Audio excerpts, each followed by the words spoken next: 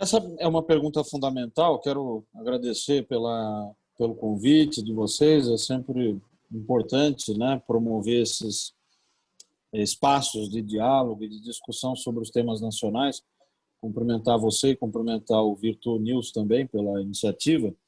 E essa pergunta inicial é muito importante, porque para o ano que vem a gente sabe que há um limite de gastos discricionários, que são aqueles onde o governo tem maior margem de manobra para fazer remanejamentos e cortes, e esse limite está chegando muito próximo, né, de ser atingido, esse limite mínimo.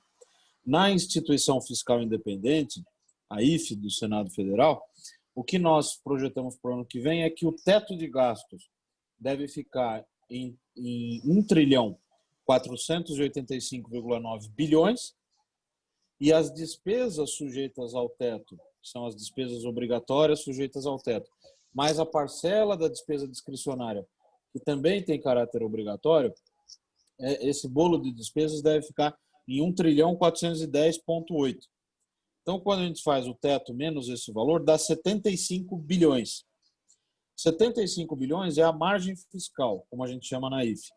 E essa margem fiscal, apesar de em termos absolutos, para quem está nos assistindo, nos ouvindo, parecer bastante elevado, né? 75 bilhões de reais, na verdade é um valor muito baixo para todas as necessidades que o governo tem para o funcionamento da máquina pública, para investimentos, custeio da máquina, né? E esse nível mínimo, pelas contas da IFE, seria de 89,9 bilhões. Então, há um risco elevado de descumprir o teto de gastos no ano que vem. Agora, claro que todo mundo está à espera do anúncio da proposta orçamentária, a PLOA, né? Proposta de Lei Orçamentária Anual, onde a gente vai poder olhar também, cotejar esses números da IFE com os números do governo. O governo ele precisa sinalizar como é que ele está enxergando a projeção das despesas obrigatórias, das despesas discricionárias e o que vai acontecer com esses grandes agregados, né, fiscais. Mas é mais do que isso.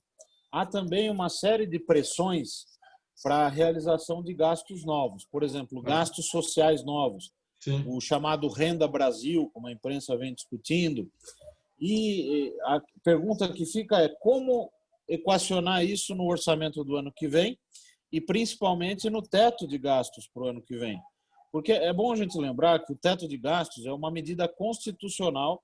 Ele foi aprovado e promulgado em 2016, a emenda constitucional número 95, e ele é uma regra que preconiza um ajuste bastante significativo. A despesa só pode crescer pela inflação do ano anterior, né? E isso significa que caso o governo rompa esse teto, caso as despesas tenham que ficar acima desse teto, algo deve acontecer. Esse algo deve acontecer chama-se gatilho. O acionamento desse gatilho ou desses gatilhos, ele está previsto na emenda 95, na regra do teto originalmente proposta, né? E o que eles representariam? Se o governo rompe o teto, então uma série de medidas automáticas de ajuste seriam acionadas. Basicamente, não pode contratar ninguém, não pode fazer concurso público e não pode dar reajustes salariais. Você não aguenta ficar muito tempo sustentando essas medidas, mas talvez por um ano ou 2 anos isso seja possível.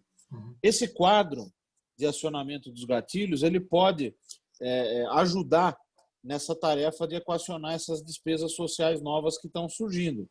Por quê? Porque esse controle da despesa de pessoal que decorreria do acionamento dos gatilhos, ele poderia abrir espaço para a realização dessas despesas sociais aí de transferências, né, que seriam uma continuidade ao auxílio emergencial de R$600 que vem sendo pago nesse contexto de pandemia. É preciso a gente ter claro que o contexto de crise pandêmica, de crise sanitária, a crise do novo coronavírus, ele agravou problemas que são estruturais. Nós não ficamos com essa situação de contas públicas em frangalhos por causa do vírus. A gente já tinha uma situação prévia muito problemática. Em dezembro de 2019, a dívida bruta do governo geral encerrou em 75,8% do PIB. E a projeção era de crescimento. Naquele ano, em 2019, houve uma melhora pontual em razão de fatores atípicos, né? Como eu gosto de dizer, que foram dois, basicamente. Receitas de petróleo, que entraram da cessão onerosa do pré-sal, e o segundo, que foi a devolução de recursos do BNDES para o Tesouro. Recursos que tinham sido em BNDES em 2014. Então, isso é que fez a dívida estancar um pouco a sangria no ano passado, mas a projeção, mesmo antes do coronavírus, era de crescimento. Com a chegada do vírus, a necessidade de aumentar as despesas, e não tinha outro jeito mesmo, né? É o que o mundo inteiro está fazendo, a dívida ela vai aumentar ainda mais, a projeção piorou. Então, a nossa projeção na IFE, por exemplo, para este ano de 2020, é de 96,1% do PIB. Então, é uma alta em relação àquele número do ano passado de mais de 20 pontos percentuais do PIB. Nós estamos falando, para que você tenha maior clareza sobre isso, de uma dívida que vai ser praticamente igual ao PIB. Então, o produto interno bruto, tudo aquilo que a gente produz de riqueza e renda, vai ser igual, a dívida vai ser igual a ele. É uma situação muito delicada. É claro que a taxa de juros ela está muito baixa, né? A gente nunca teve um juro tão baixo como que a gente tem hoje. Isso ajuda na rolagem da dívida, no financiamento do déficit. Só que esse juro não vai ser tão baixo para sempre. Então é preciso aproveitar esse período de juro mais baixo para endereçar as reformas estruturantes. Então, a gente não fez ainda a reforma tributária, a gente ainda não avançou na reforma administrativa, ou seja, mudar a lógica das carreiras, da progressão automática, dessa praticamente ausência de incentivos nas carreiras do setor público para que se tenha uma maior produtividade, né, no serviço público.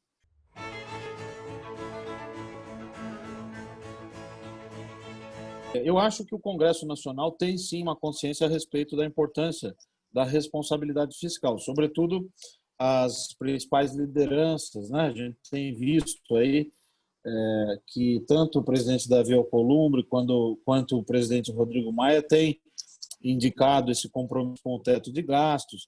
Só que há um passo importante que precisa ser dado pelo executivo, né? Porque essas matérias fiscais elas naturalmente são de iniciativa do Executivo. Pega o caso, por exemplo, da Lei de Responsabilidade Fiscal, que completou em maio desse ano 20 anos, né?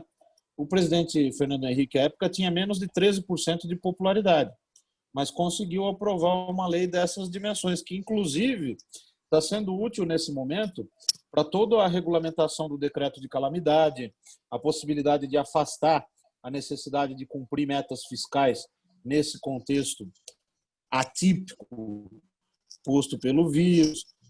Agora, a agenda por longo prazo ela precisa ser desenhada pelo Poder Executivo. Então, nós temos que saber qual é a reforma administrativa que se pretende. A reforma tributária foi finalmente enviada, a consolidação do PIS e da COFINS, mas é ainda uma coisa muito modesta, né?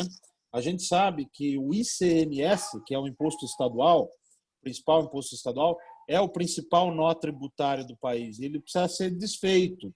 Para ele começar a ser desfeito, a gente precisa ter uma proposta que abarque também a mudança do ICMS, principalmente das chamadas alíquotas interestaduais, que criam o incentivo todo para o contexto de guerra fiscal que a gente tem hoje entre os entes federados.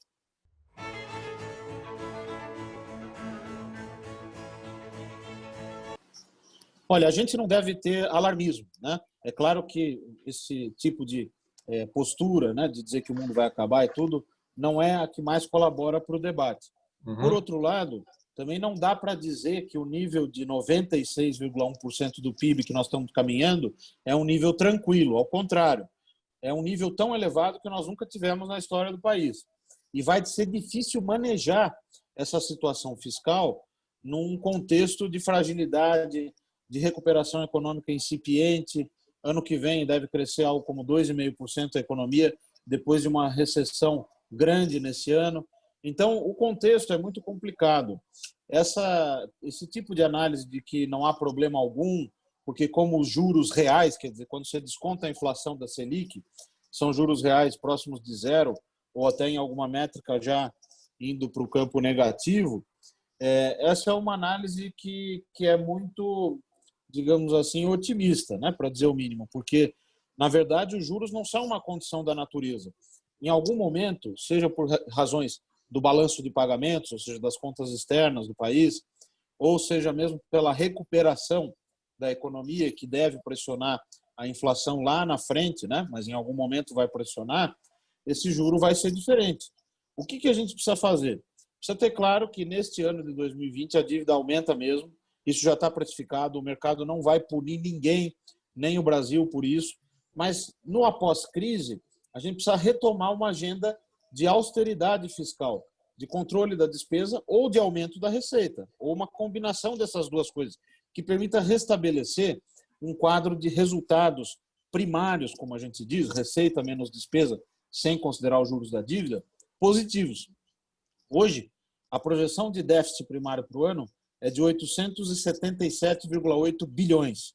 Isso corresponde a 12,7% do PIB. Quando a gente inclui estados e municípios, vai para 13,2% do PIB. E incluindo ainda o pagamento de juros, aí vai para 17,6% do PIB. Então, é de fato uma situação complicada e a gente precisa ter atenção nisso. O essencial é atacar duas frentes. A primeira frente é executar bem esse orçamento de guerra que foi aprovado, e são recursos muito importantes. Os estudos recentes do FMI, da Joana Pereira, que é economista representante do FMI, do Fundo Monetário Internacional aqui no Brasil, mostram que os gastos que o Brasil aprovou, eles são até maiores do que em países comparáveis. Então, nós não estamos para trás em termos de orçamento para combater essa guerra.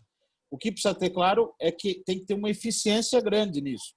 E o segundo quadro, o segundo ponto importante, e que esse sim nós estamos falhando bastante, é sinalizar o que vai ser depois da tempestade.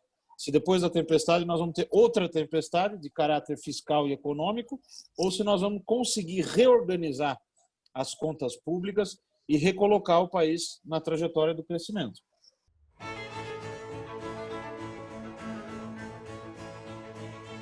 Olha, o teto de gastos exerce um papel fundamental, ele precisa ser preservado, a sua essência precisa ser preservado. Isso não significa que não possa passar por aprimoramentos e melhorias. O que o mercado puniria corretamente é jogar essa regra fiscal pela janela sem substituí-la por alguma coisa. Então, o teto de gastos, ele prevê o cenário de rompimento. Então, romper o teto é diferente de abandonar o teto, né? O rompimento do teto, se os gatilhos forem viabilizados e forem acionados e as medidas de ajuste forem adotadas, isso está no tamanho. Há tempo e fôlego para ir discutindo alterações, por exemplo, que podem resvalar no próprio indexador do teto, em vez de ser inflação, corrigir por outro índice, né? Isso estava previsto na emenda 95 do teto de gastos para 2026, para o 10º ano da regra. Pode-se antecipar isso. Agora, antes da gente pensar nisso, tem que exaurir aquilo que já existe na emenda 95, que é o acionamento dos gatilhos, das medidas de ajuste, que podem valer para o ano que vem, para o próximo, e aí, em 2022, até 2022, o Congresso e o Executivo conseguiriam pensar numa adequação, numa melhoria, num aprimoramento do teto, inclusive caminhando na direção das melhores práticas internacionais.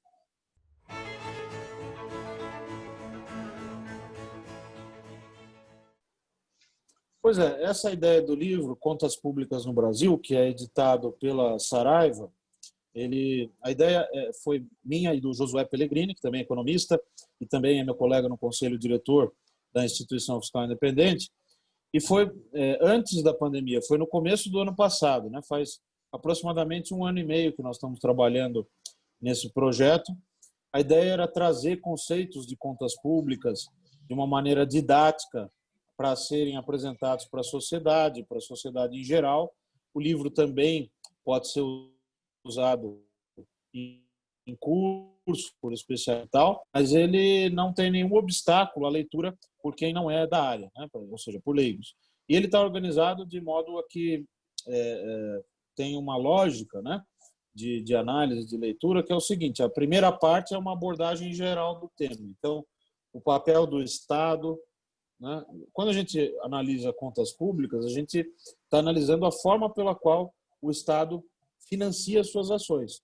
Então, o livro começa com uma abordagem geral falando do papel do Estado, da relação da política fiscal, né, das finanças públicas com o crescimento econômico e do Estado federativo, que é o modelo de Estado que nós adotamos no Brasil.